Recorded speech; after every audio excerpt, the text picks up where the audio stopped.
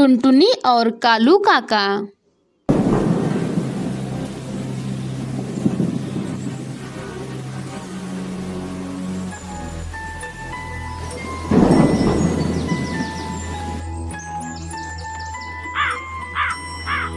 सुंदर वन जंगल में टुनटुनी चिड़िया अपने माँ बाप के साथ रहती थी।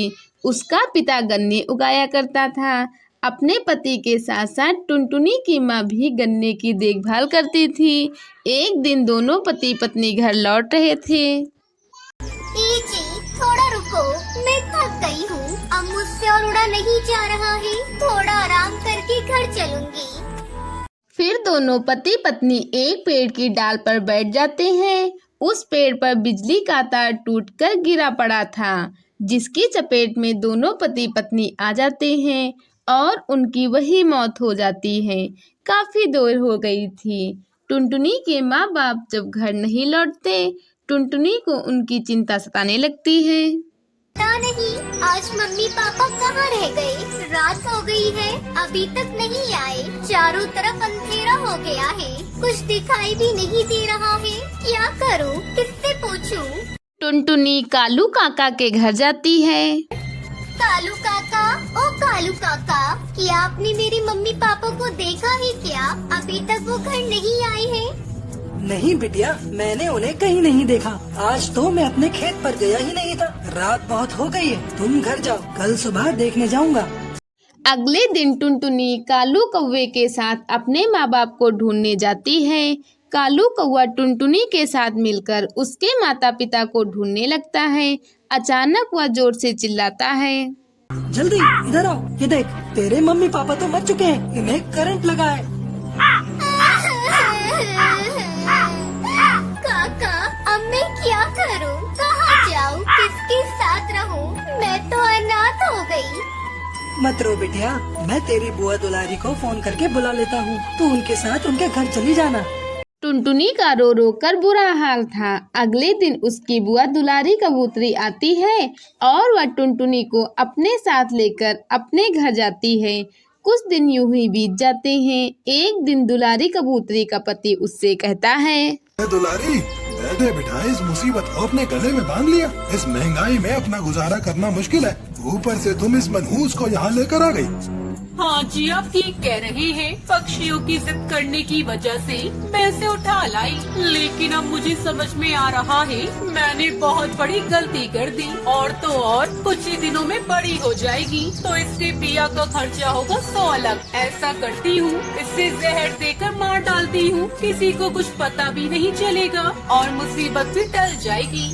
जो तुम ठीक समझो दुलारी, वो करो। मैं क्या कह सकता हूँ।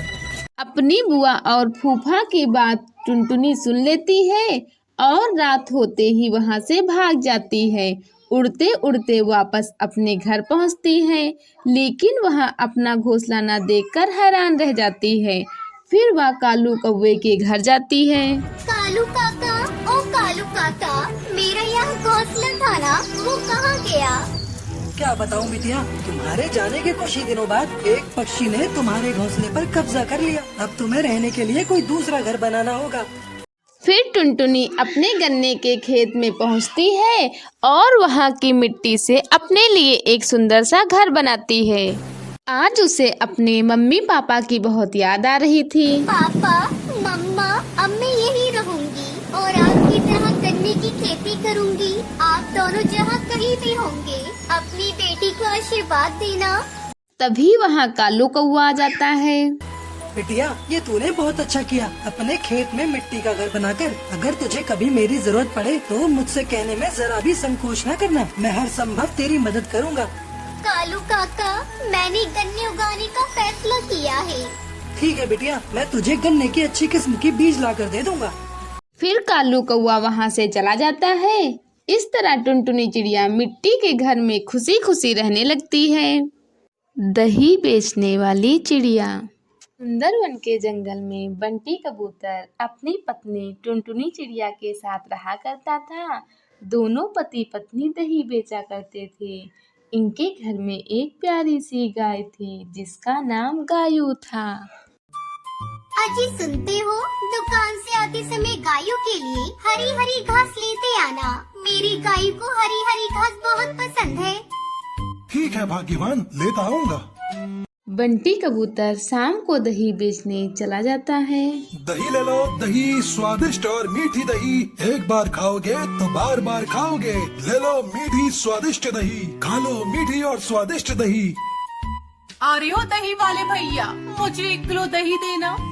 अभी देता हूँ बहन जी। बंटी भैया, तुम्हारी दही खाए बिना भोजन तो हजम होता ही नहीं। ये मीठी तो है ना? हाँ बहन, अगर मेरी दही मीठी ना हो तो पैसे नहीं लूंगा। इसी तरह 2-3 घंटे में ही बंटी की सारी दही बिक जाती थी। ये सब उसका पड़ोसी कालू कौवा देखा करता था। वह उससे बहुत जलता था। अरे सुंदरी, दही का व्यापार तो हम लोग भी करते हैं, पर ये बंटी के दही में ऐसा क्या खास होता है जो सारे ग्राहक इसी से दही खरीदना पसंद करते हैं? अजी तुम दूसरों की तरक्की देख देख कर क्यों अपना खून जलाते रहते हो? रंग तो तुम्हारा पहले से ही काला है और जलने की वजह से और काला पड़ गया है। अपने काम पर ध्यान दो, जिसकी किस्मत में जितना होता है वही मिलता है। चल भाग यहाँ से, बड़ी आई मुझे भाषण देने वाली। जाकर अपना काम कर और मुझे अपना काम करने दे। सुंदरी का भी वहाँ से चली जाती है। उसके जाने के बाद कालू कौवा सोचने लगता है, कैसे इसके व्यापार को बंद कराया जाए।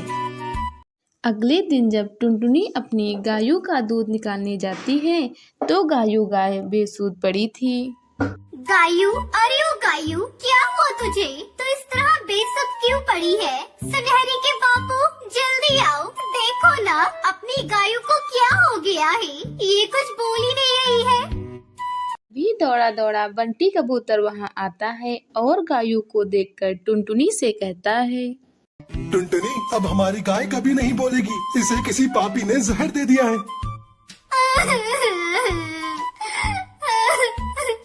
हे भगवान, ये क्या नष्ट हो गया? मेरी गायों से किसकी क्या दुश्मनी थी? गायों को मारने के बदले वो मुझे मार देता। दोनों रोते हुए गायों को घर के पीछे मिट्टी में दबा देते हैं। अब क्या होगा सुनहरी के बापू? घर कैसे चलेगा? हमारे पास तो इतने पैसे भी नहीं है कि हम दूसरी गाय खरीद सके।